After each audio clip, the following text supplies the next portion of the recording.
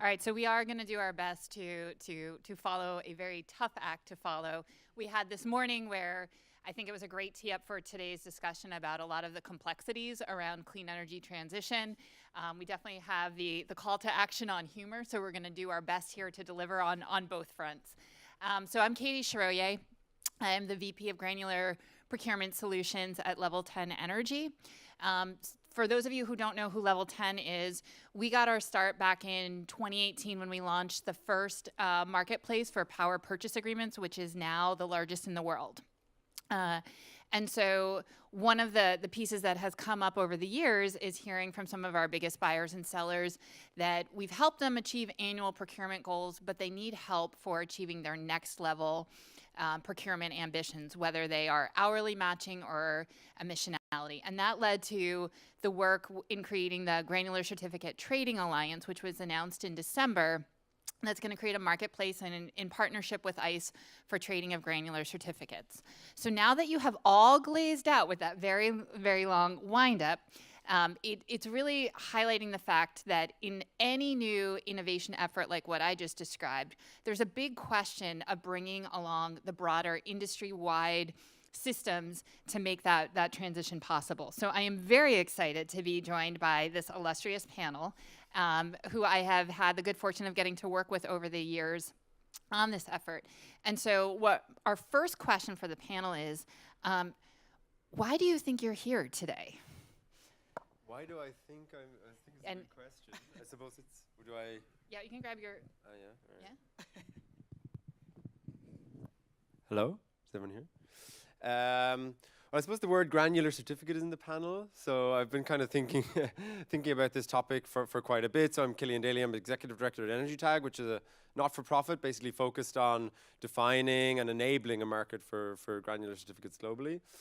So yeah, first started working on this, over 3 years ago now, where EnergyTag put together a standard because there's kind of a global effort now to, move beyond, let's say, today's annual certificates and towards something more granular and related to grid realities in time and space. And so yeah, we put together the standard a couple of years back, supported by over 100 organizations now, to try bring some, let's say, international normalization so that, we can build these markets globally. And that a GC means the same thing, more or less, as it does in Europe, as in the United States. This will enable, better carbon accounting, trade of clean products, etc. So excited to talk about that today and how these instruments can be the basis for a new type of clean electricity market. So what do you think? Does he get to stay on stage, everyone? I think he gets to stay. All right, thank you. Thank you, Killian. Our next panelist here. Hello. My name is Karl Breustedt. I lead business development for Singularity Energy.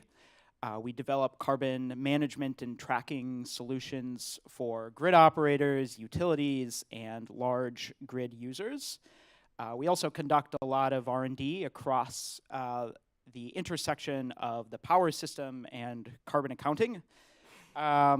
So we're a little bit unique in that we work across 3 different carbon accounting frameworks in the power sector. We do location-based accounting, market-based accounting, which is most pertinent to today's discussion, as well as consequential or impact analysis for grid-related projects.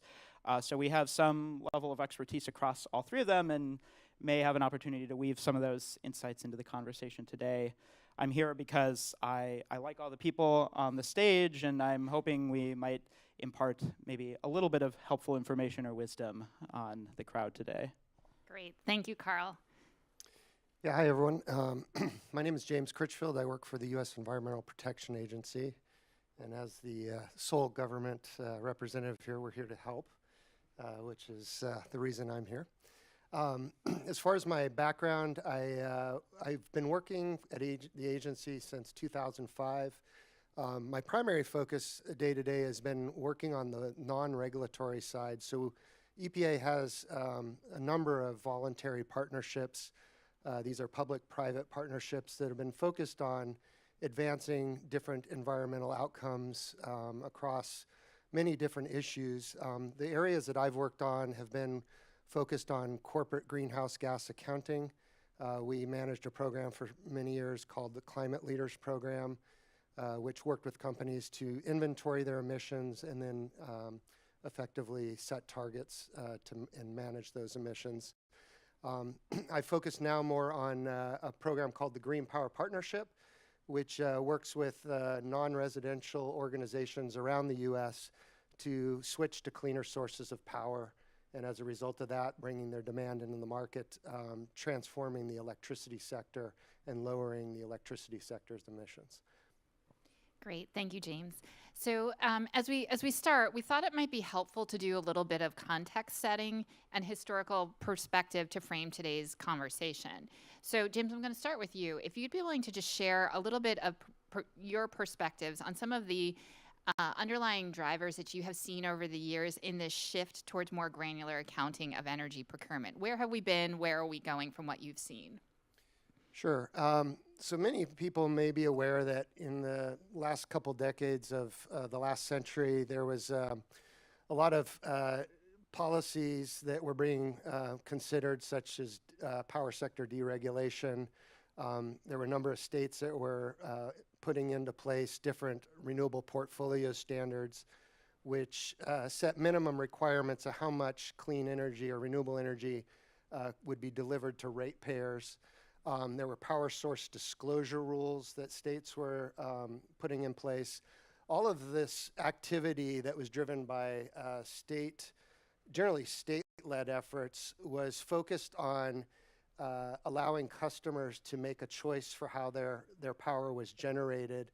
And the systems that were put in place were done so to help ensure and track compliance to those mandates, as well as the disclosure of power to customers.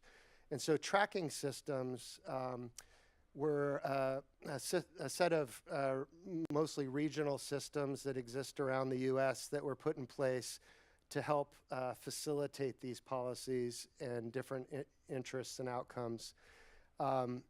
These tracking systems have, as a result of being developed through state leadership and policy focuses, have really developed in relation to those policies. And ultimately, as a result, they have focused on certain definitions of generation units, like megawatt hours. They focused on specific resource types, sometimes renewable, sometimes all generation in encompassing. And so there's lots of connectivity of the existing systems that have been created over time.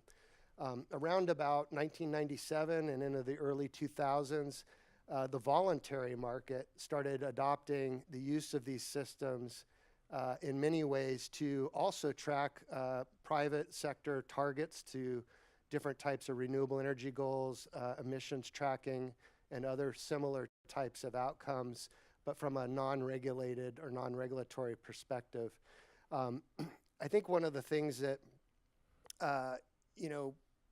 as we sort of look back on where we've come from, there's been a lot of decisions and legacy issues of how these systems work.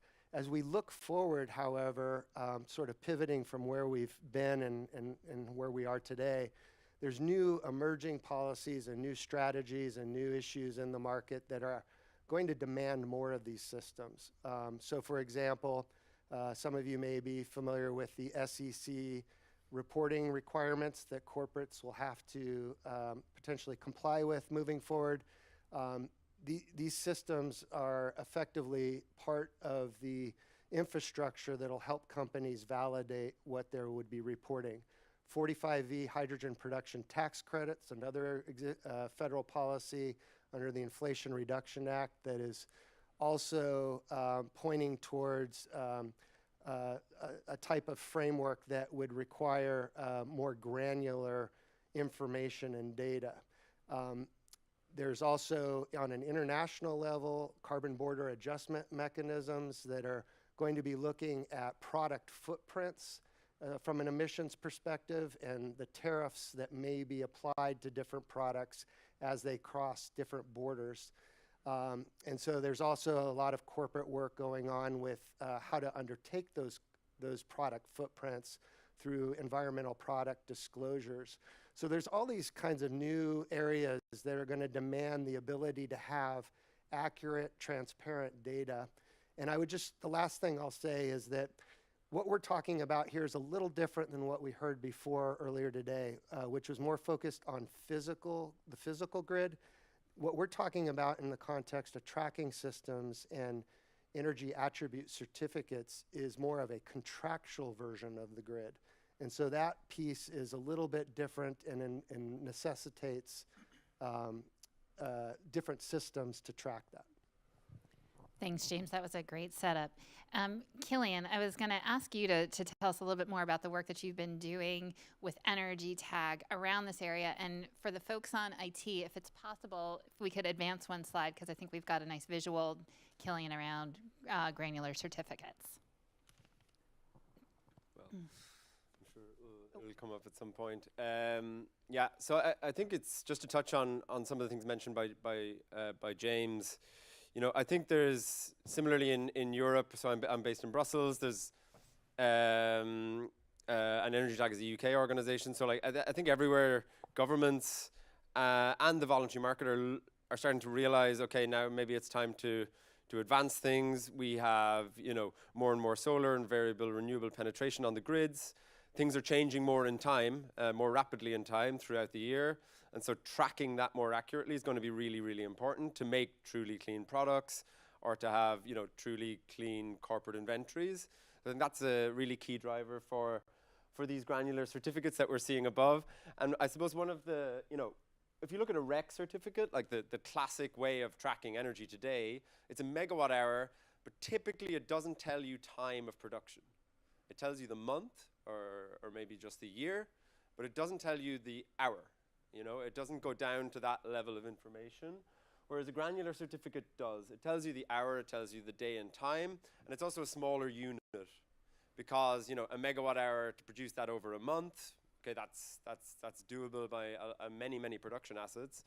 In the period of an hour or 15 minutes, we need to go to something a bit smaller that's able to track it more, you know, at shorter time intervals. So that's the basic concept. It's very much based on today's RECs, but like higher resolution. It's like moving from a low definition picture to a much higher definition picture. But it's essentially the same fundamental instruments. It's not something completely radical and new. And it's all about tracking units of electricity rather than, you know, tons of CO2, for example, and allocating that production to a certain units of consumption. So that's the very basics. Obviously, there's a lot of complexity in how you trade these things and how you account for these things that we can probably get into in a bit. But that's the basic thing we're trying to establish and standardize. Great, thank you. And actually, let's pull on that thread a little bit more. Would love to talk a little bit more about what's the applicability of how people and organizations might use these granular certificates for making claims. What sort of is the basis that they're looking at?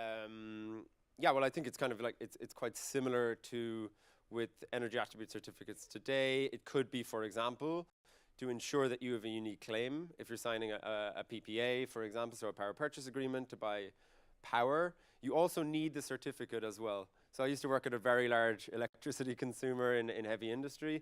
And actually there were examples where, you know, people had signed power purchase agreements and not bought the certificates. So we had these situations where we couldn't claim the consumption of green power because the attributes were given to someone else. So, you know, even for standard bilateral contracts, the certificate is the basis on which you claim green energy. And in Europe, for example, it's the legal requirement. You're not allowed to say I consume green electricity without a certificate. So I think that's a really important point. On the granular side of things, again, it's just taking that mechanism to something much more fine grain, so that, you know, in the hour that you're consuming electricity, you can match that to production in the same hour, or maybe also to, you know, production from 4 hours earlier that was stored in a battery and used to time shift. And they're the types of signals and the type of granularity I think we need for something a bit more transparent than we have today. Great. And James, I'm going to flash up this one here, which is hopefully a bit of context as you talk about what does it mean to now have this new emerging global standard in the context of legacy tracking and registry systems that are now being asked to help support it. Yeah, so this map that you're seeing above is kind of a snapshot of where we are today with respect to the regionality of different tracking systems. And as you can see, the different tracking systems in some cases align across multiple states. In some cases, they're located to single states. There's also the tracking systems in some cases extend up into Canada. The broad issue here, as far as standardization, is that, you know, just from a general business practice perspective, it can be very difficult for companies who operate in a multi-state environment or even multinational environment, for that matter, to have to comply to a range of different systems or data environments, even just the nomenclature of what you call data, the Scrabble game that you have to play. It can be quite complicated and make it difficult to create systems that inform business decisions and ultimately result in investments, and then the effects that that these investments are intending to have.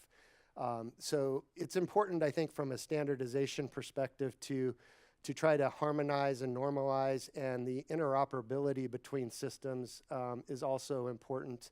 I think if you were to have some discussions with tracking systems, there's a range of different perspectives on interoperability and whether that's needed. The fact that these tracking systems tie back to state policy, stakeholders, and policies, there's kind of a question of what's the role for voluntary or other federal policies and the role of these systems to support those outcomes and interests.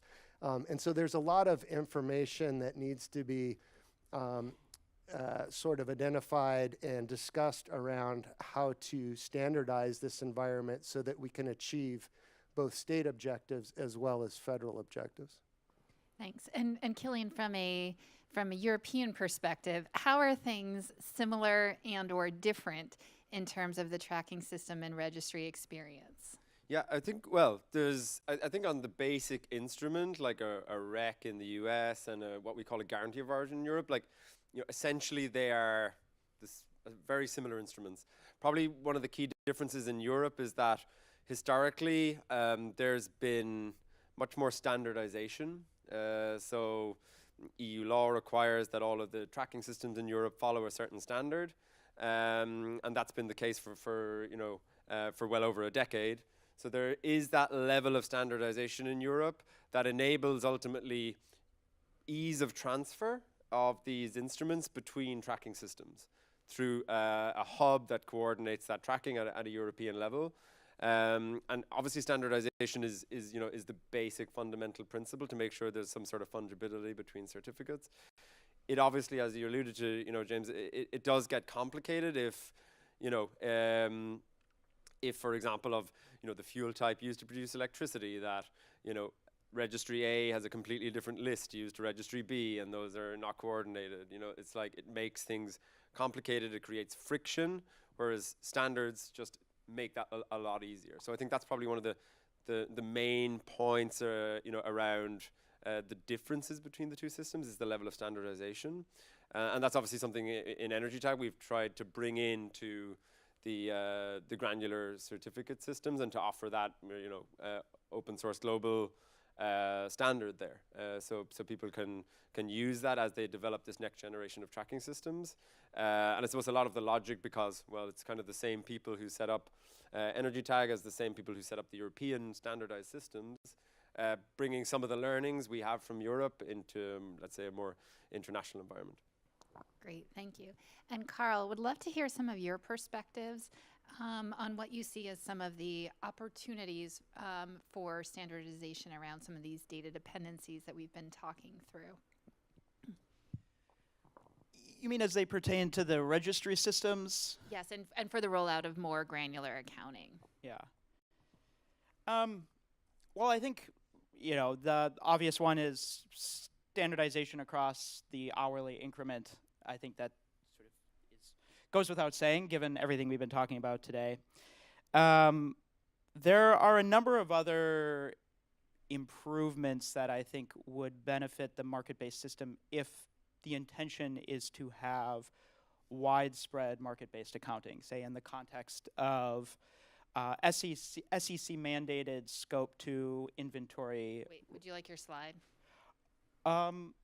Oh, on just some accounting? okay. Sorry, I didn't know we were. no, Do yeah. we want to come back to the emissionality versus 24/7 question in a little bit? Sure. Okay. We'll come to that. Don't worry. I think there are two things I would specifically highlight, though, for standardization as it pertains to data dependencies. So the first thing is that I think we might want to consider all generation tracking, and in particular, all generation tracking that has market boundaries that are similar to the market boundaries for REC transactions or EAC transactions. And there are some logical explanations for why you might want that. One example of that is, say that you are a buyer in California and you buy a REC from Texas. The power that was formerly associated with the REC in Texas is now called null power. It's essentially power that does not have an attribute anymore. And really, if you try to do the math, the only way to actually make all the emissions add up is to actually perform a swap. So really what you would technically need to do is to swap the EAC associated with the power that is being displaced in California. And it sort of logically follows the only way to really do that correctly is to have some sort of attribute for the non-renewable energy that you're also then allocating out properly to the right customers. So there's sort of this broader need for all generation tracking that goes beyond just renewable energy or carbon-free energy, and we see some registries moving towards that, like PJM, for example, creates a residual mix, which is then allocated out to load-serving entities in the region. It would be great to see this kind of practice adopted in a more widespread way. I think the other thing I would highlight is that we need more transparency and universal tracking of ownership of attributes from customers all the way up through the wholesale market. So the dynamic that you see today is you have customers going to their utility asking, what is the carbon intensity of the energy that you are serving me? Or what are my scope 2 emissions, as Daniel spoke to this morning? And they might be asking that with certificates or market-based accounting in mind. Then the utility scratches their head and they say, well, we might know some of the attributes, but actually we need to now go to the wholesale market that we participate in. We need to go to MISO and we need to say, well, what power are we taking from the wholesale market? And then MISO might need to go and say, well, actually we need to know what energy we're importing and exporting between regions. And so you very quickly realize that this dependency, it traverses all the way up the grid value chain, and really what you need is some sort of universal system that can track across all the regions, because they're all very interdependent on each other, both physically and also from a certificate standpoint. So those are the two things I would highlight for that. I might add one other thing, just from a regulator's perspective. You know, one of the things that we're using these tracking systems, these contractual, validation systems for, is to prevent double counting. So we don't want two parties claiming the same unit of energy. And so these tracking systems help allocate that and provide, these instruments represent real property. So ultimately you have, the legal protections of real property, behind your ownership of these different certificates. And if somebody infringes on your property, you can take the legal actions that you would for any other type of property infringement. And this double counting issue is just really incredibly important for making sure that all the policies and actions that are being taken place in the market are valued correctly. If two parties take the same claim of the same unit, we're only going to get halfway to where we need to go as far as decarbonization or renewable energy targets and so forth. So this is a really important piece that I think, from at least a policymaker's perspective who might have a regulatory interest of making sure that your policy has an emissions outcome, for example, that we make sure that we're avoiding double counting, which means you don't want a project registering in two different systems, which means the systems have to check each other to make sure that's not happening, and then issuing certificates to the same project in two places. Similarly, you don't want to register in one system and have two parties claiming, the value of that energy in two different ways. So there's different types of double counting, but we're really trying to avoid that particular piece. Well, yeah, just to underline that, I suppose as well, like, if you're going to set up like an international marketplace, let's say for clean products, obviously as we electrify the economy, more of that is going to be based on, well, making sure that clean product, let's say green methanol, which is based on hydrogen production, that clean electricity that is being claimed by the hydrogen producer is only claimed once. And I suppose, if you were going to trade those products across the Atlantic, then I suppose folks in the US would want to be sure that the Europeans are doing it correctly and vice versa.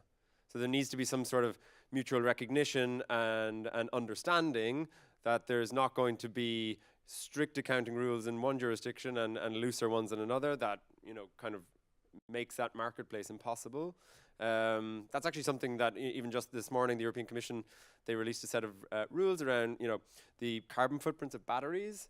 And basically they are restricting quite severely the use of market-based instruments outside of Europe because of that reason.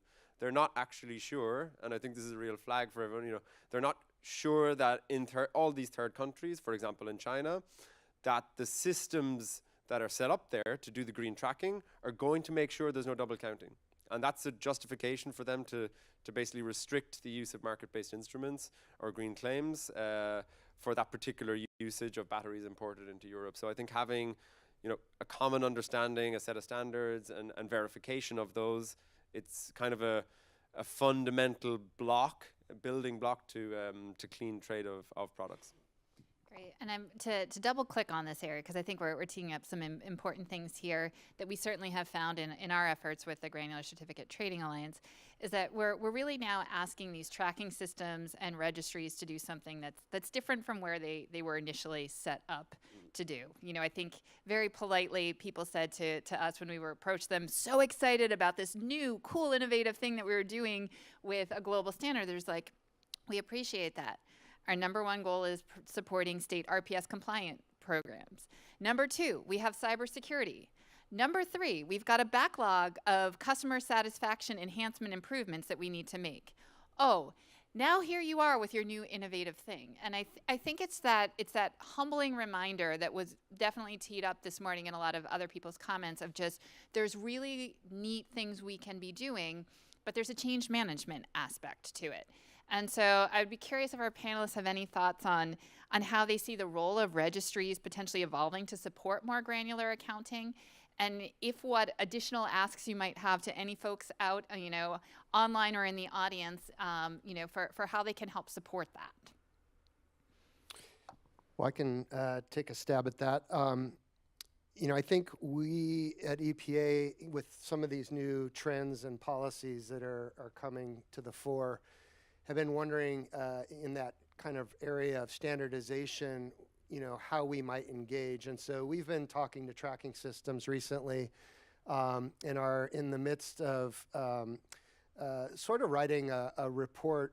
I would call it a status and needs assessment report. The status report is really just to describe where we've come from and how we've arrived today, to this point today. But the needs assessment is more of a North Star view of where these trends are pointing and the functional aspects of tracking systems that will need to be improved or created in order to meet the needs of tomorrow. And so it will give a very broad view of some of the core aspects of tracking system functionality that will help ensure that we can, achieve the goals and outcomes that these new policies and trends like hourly matching or emissionality or whatever strategy it is that you choose to take as a consumer in the market, that these systems can properly inform your progress and performance. I would just quickly add to that. I think in addition to the point I made before about all generation tracking, I think even if there is not a single unified universal tracking system, I think it would help the industry to at least have a sort of registry of registries that maybe sits above the registries and can give you a bird's eye view of what's going on across the country or between registries. I think a lot of complications will arise at the handoff points, and so being able to at least see what's going on there, I think would be quite beneficial for policymakers, for load-serving entities, anyone who needs to have a clear understanding of where certificates are flowing around the country. Yeah, I think another thing is potentially, you know, now you mentioned 45E earlier. There's different policies that are starting to, more and more rely on these systems to allocate potentially vast amounts of money, like tens of billions of dollars. And I think, you know, typically the size of the registry organizations today, the investment they have is orders of magnitude lower than that. So we're starting, I think, you know, for the price of a relatively small electrolyzer, we could do a lot to transform the registry situation in Europe and the US combined, to be honest. You know, it's, probably 2 or 3 orders of magnitude less money to fix the data and the numbers to make sure we get these massive industrial policies right. And I think, you know, having that front and center of in the minds of regulators and policymakers, it is important because I think, the registries have perhaps been an area where, you know, there's not been as much attention put into, thinking about modernization. How do we kind of organize that and finance that? At least from my experience on both sides of the Atlantic, that is the case. So I think having that priority put on these systems because of their importance would also help a lot with change. Yeah, and I would add, as far as the second part of your question of where you can engage, you know, there's a lot of decision makers that have somewhat tangential and direct control over how these systems have been created, how they've evolved, and where they will end up going. You know, public utility commissions here in the U.S. are largely involved in some aspect of what these systems are intended to do and how they function and are designed. So I think there's a role for engaging with, you know, those types of regulators. Obviously, the legislation side of, you know, individual state, you know, policies, just really having discussions with legislators at all levels of government on what the importance of this infrastructure is for good business practice is incredibly important. I know that through our voluntary programs at EPA, we have lots of engagements with lots of corporations and institutions, and those engagements not only inform us on the partnership perspective, but it comes back to when we're doing regulation. We learn from those discussions, and so some of it can be informal, some can be formal, but it's really important. One of the earlier speakers said, you really have to get engaged on multiple levels here. The days of just sort of ignoring that is really not going to, I think, result in what we all want and need. Thanks, James. Next question for this group. We've mentioned a couple times that there's different next generation procurement approaches that organizations are taking, and I believe that the panel after us is going to be digging into the carbon-free energy hourly matching. But would just love to hear from this group. We've heard the terms hourly matching and emissionality used here. So if you could, you know, help the audience understand a bit, what are these different approaches, and how might a granular certificate and a transition towards granular accounting help towards the achievement of that? And then where are there some areas that are a little bit more challenging that are going to require additional work ahead? Karl, do you want to start? Sure, I can start. And I think I don't want to throw my neck out, but that's the purpose of this slide, is to sort of provide a starting point and a high-level breakdown of the different frameworks for carbon accounting. So just a 20-second 101. The two frameworks on the left are for what is called attributional carbon accounting. This is what's adopted in Scope 2 currently by the GHG protocol. And there are two methods that coexist. There is a location-based carbon accounting method and a market-based carbon accounting method. So location-based asks the question, how are emissions allocated to me based on my physical location on the grid? And typically today, people use what's called the EPA E-grid emissions factor, which is an average regional emissions factor describing the average of all power sources within that particular region.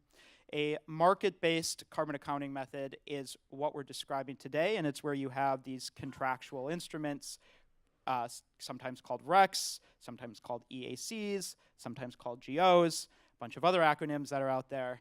But essentially, they allow you to make some sort of contractual claim about the properties of the power that you are consuming. And so it's important to recognize that this is a contractual instrument and doesn't necessarily say anything about the physical power that you are consuming. These are meant to be sort of separate concepts.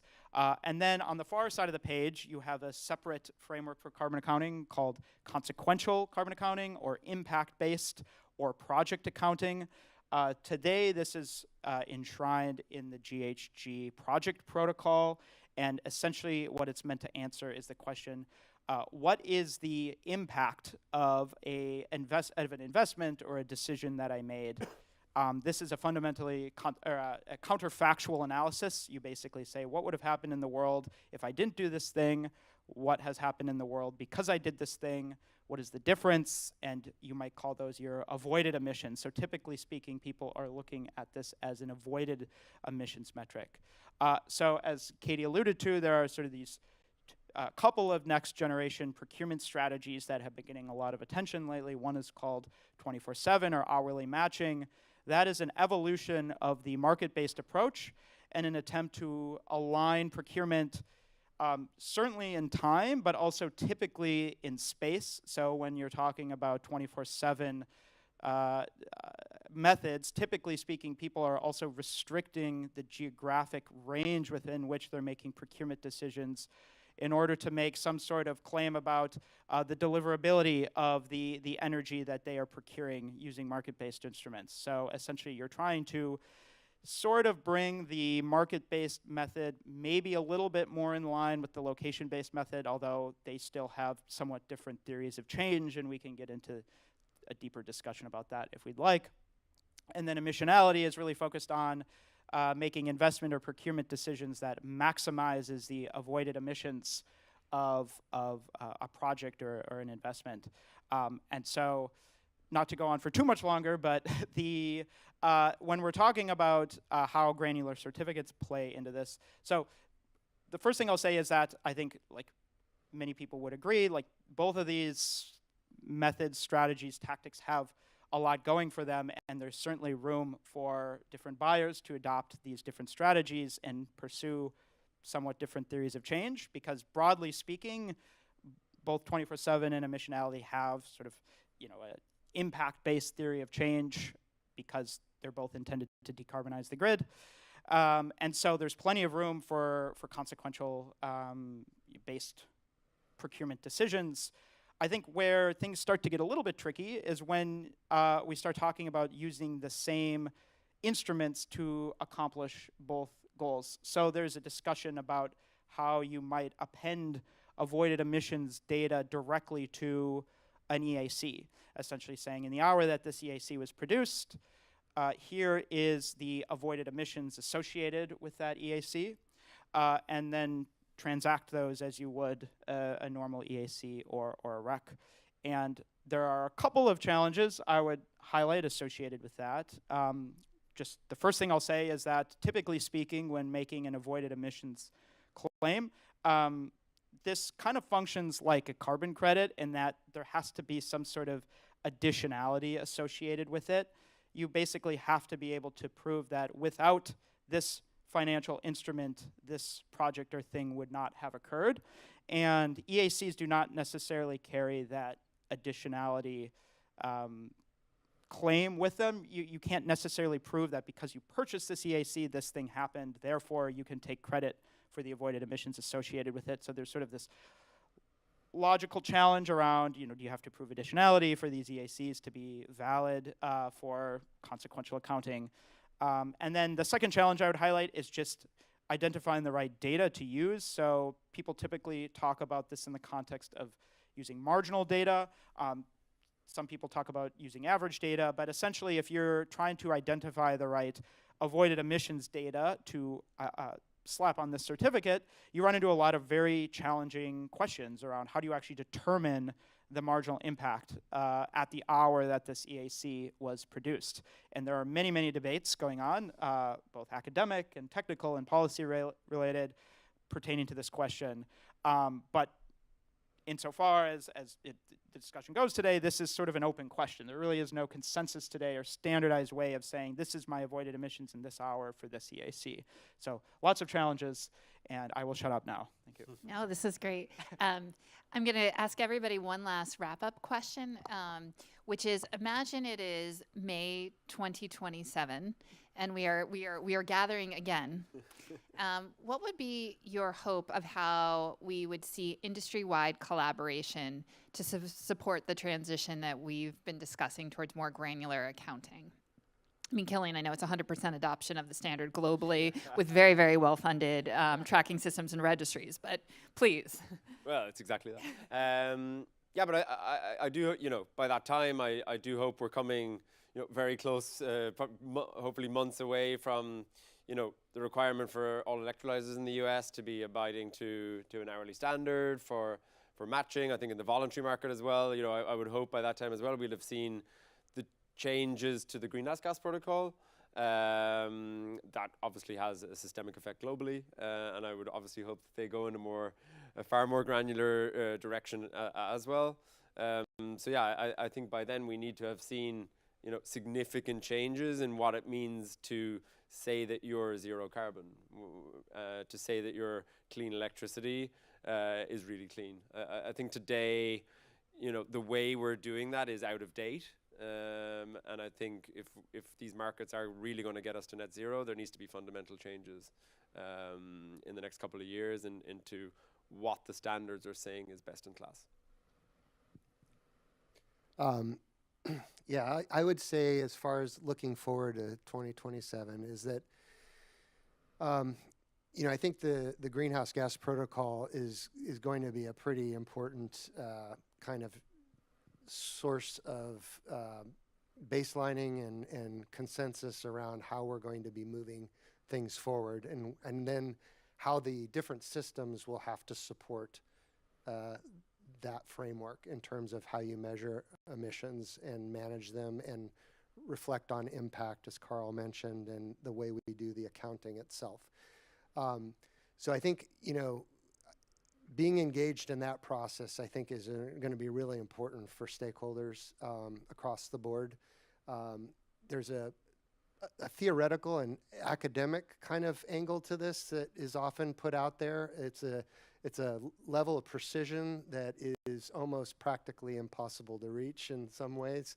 So I think it's there's a little bit of change management here of like, how do we move towards this future world that we want, but do it in a graduated way that allows the market to evolve with a practical angle to it, like the ability of the market to actually take action and ultimately show some successes and improve things over time from a precision perspective. I don't think from my perspective as a voluntary program, manager, that if you set the bar too high, particularly for voluntary, that you're going to get a lot of adoption right out the gate. So we need to figure out how to manage that trajectory over time in a way that's truthful to where we want to be on that level of precision in X number of years, but allows companies to develop the capacity to get there and do it in ways that are still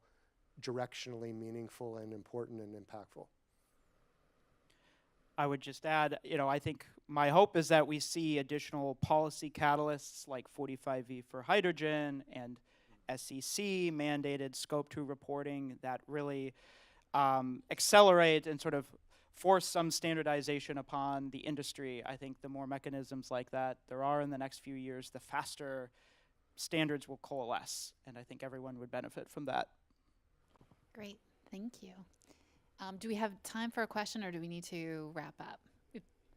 Okay, so let's open it up to the audience. I'm wondering if any of these frameworks are currently trying to account for responsiveness and its value.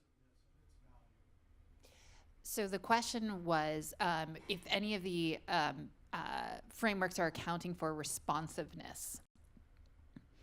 What I mean is like the potential to reduce at any hour is a little bit different than reducing in any given hour. This is more like referring to kind of demand response, for example. Sure. Demand response would be a good example. Mm-hmm. Yeah. Just, the asset Mm-hmm. lets you curtail at any time, displaces other assets in a different way than if you say, you know, we're going to curtail at this hour, or we're going to do something different at this hour. Yeah, so I guess I hope this answers your question, but I think an interesting application of, say, like a real-time marginal emissions rate is that it can both be used to measure the impact, potentially measure the impact of, say, additional clean generation, but also the impact of a change in demand at any given hour of the day. And so what you're seeing are a lot of energy efficiency and demand response programs starting to be evaluated more in terms of their carbon avoidance potential, and then post facto actual carbon avoidance value. So you do see utilities starting to think about these programs more in that way. I think you also have some interesting work going on. For example, in California, they're experimenting with the adoption of real-time dynamic rates. And embedded in those rates is a carbon signal. And we've done some work with Southern California Edison looking at maybe like a very granular carbon signal that could be embedded into that dynamic rate. So I guess if we're talking about responsiveness and flexible demand being utilized to reduce emissions, then I think oftentimes people would say like a real-time marginal rate is an interesting way to do that. It's certainly not the only way, but the impact and value of those programs is oftentimes measured using a consequential framework. So looking at sort of the avoided emissions impact of a demand response event or something like that.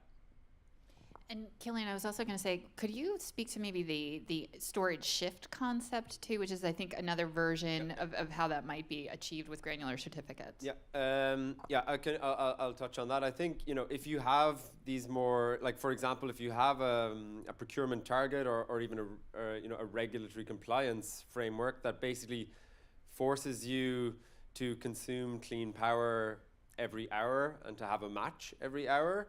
When there's, just to put it very, very simply, if there's no wind or sun, well, what are you going to do? You're basically going to not consume. So I think that's some of the behaviors that these hourly matching targets for electrolysis are trying to, try to bring to the fore. Maybe it's not the best idea that we build tens of gigawatts of electrolyzers that are not flexible and that just have to run all the time. So if you have these targets, it asks them, how are you going to be flexible? How are you going to do demand response? So that's one angle to it. The other angle is that you basically play with supply. So you take the sun and the wind from times of abundance, you put that into storage, and then you shift those granular certificates in time so that they become available when the wind isn't blowing or the sun is not shining. And that's something that we've been working on quite a lot in EnergyTag. We have standards and guidelines around how that can be done because it's relatively new in these tracking systems. We have a white paper on that with Quinbrook Infrastructure Partners on a battery in Texas. That's basically demonstrating how this can be done. So I think there's on the responsiveness, there's two types of responsiveness I think that are incentivized by these markets. It's both supply side and demand side responsiveness, which are both, I think, really critical to the energy transition. And it's really important that accounting frameworks incentivize those on supply and demand side. I might put a slightly different spin on the same question. You know, the idea of data and transparency and the tracking systems that provide that data for business decisions. What we're seeing is that there's a lot of different strategies. Some are based on emissions, some are based on hourly matching, you know, through time and space. Those are effectively valuing, like acting on the value of certain data and information that we have available, and then making business decisions to shift either generation or supply on either side. So I definitely think a lot of you know, the different strategies that people use in the market are utilizing the data infrastructure to value energy in a particular time and then make decisions to affect change on the grid. Sure. So first, thanks to all of you for the, I guess, excellent discussion to follow the Tom you did. So so I guess my question is, to the extent that we think about traditional markets, I think that is sort of looked at as more of a transmission level type of thing with respect to gen at the transmission level, and then making decisions around that with respect to consumption. As we talk about distributed energy resources, I think proliferating across the system, my question is, what is the extent to which you think increased granularity increases the possibility for liquidity-based or more liquid trading markets at the distribution level? And you know, I think that has kind of been a question we've sort of been toying with, and I think you guys have all made statements that have sort of danced around it, but we wanted to see if we could hit it directly here. Yeah, I mean, I think in a lot of ways, there are so many customers out there that don't have the ability to do VPPAs or some of these, you know, bigger scale types of deals. We do need systems, you know, at a more distributed level for a more distributed type of customer. And ultimately, when you're dealing with variable resources, you're going to have, on average, times when you overproduce, or half the time you overproduce and half the time you underproduce. Customers are going to want to, if they haven't been able to marry up storage with that generating asset in particular, they might need to be able to monetize their overproduction and then be able to fill the holes of the underproduction that they're naturally going to occur. So I think there is probably an opportunity for some sort of trading platform or whatever mechanism for at least recognizing that that's an effective and credible activity to undertake, is to be able to sell what you've produced, be a prosumer, and then, you know, be a consumer when you need it, and be able to transact, and how that works between the levels of, you know, wholesale and more distributed levels. I'll leave that up to the, you know, smarter folks who will create those systems, but it seems like that's a necessary kind of, I would call feature rather than anything, you know, in the market. Yeah, maybe to jump in on that as well. I think, you know, it's a great question. It's definitely something we've seen in Europe as grids, like in Germany, for example, have begun to take a lot more variable renewable input. There's been a lot more localized congestion happening than we've seen before. The UK is another example. And the current way the electricity markets are set up, they're not really able to handle that. The price signals are too broad. Germany basically has one price for electricity across the country, even though there's a heavy amount of congestion between wind in the north and the load in the industrial south. And I think these types of markets could basically act as a tool to manage that congestion more locally by having these prosumer-consumer models at a much more granular level. And of course, that is perfectly enableable with certificates, because the granular certificate has that time information, has precise locational information, and can enable that, you know, more local trading of energy. I know that, like, National Grid in the UK, they're working on a project at the moment to look into exactly this. How can these markets help decongest some of the things that are happening on the distribution networks? In the Netherlands as well, the big distribution system operator there is working on this topic as well. So I think there's hopefully going to be some very interesting and real cases of that, coming public soon. Yeah, I'll maybe just very quickly add another spin on it. So they did a good job articulating sort of a certificate or market-based approach to, I guess, sort of democratizing the value of these more localized energy assets. But there's also some very interesting work going on from a location-based perspective on this as well. So one of the things we've been working on is this thing that we call carbon flow, which is essentially using power flow tracing to trace emissions through networks, not only at the transmission level, but also at the distribution level. And we did some work in collaboration with Southern California, Edison, and EPRI, looking at a localized distribution system that had distributed solar assets throughout that system. And you could see throughout the day very clearly, the localized flow of that solar energy spreading out from those homes that have that rooftop solar. And theoretically, what you would want to do is encourage more demand within that localized distribution system at the times of day when you have the excess solar production. And so that's where very localized dynamic rates become very interesting. So the way that California is thinking about this is through a transactive energy lens, which basically layers on like wholesale energy prices plus local congestion and conditions. And then you can also layer on a hyper-local emissions value, and you can get potentially a dynamic rate that is almost like neighborhood by neighborhood. And so it would indirectly incentivize your local neighborhood, if you have rooftop solar, to use more energy around the times of day when that's available. So I think having this like physical view of what's going on is super valuable as well, and might enable some of these next generation rate designs which are happening now.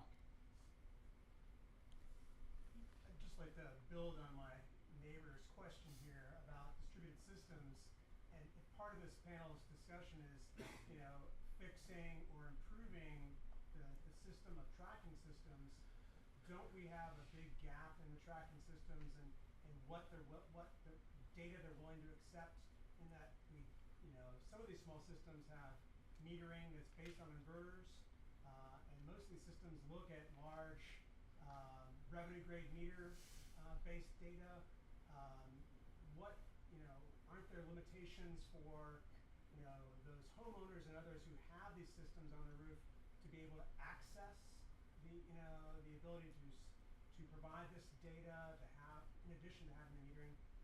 There are some aggregators out there.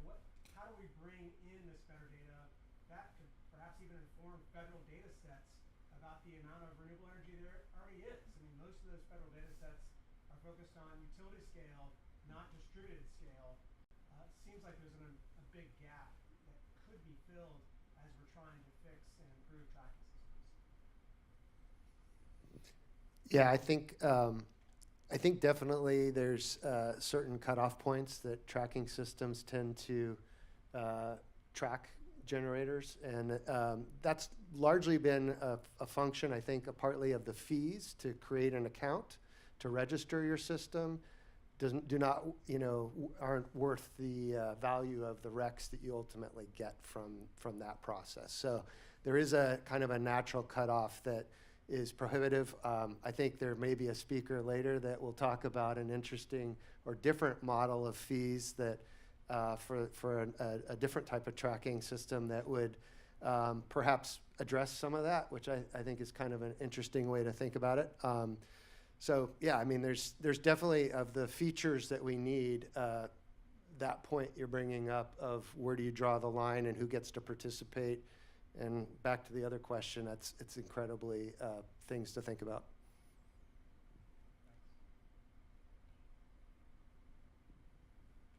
All right. Well, thank you, everyone. And thank you to the panelists.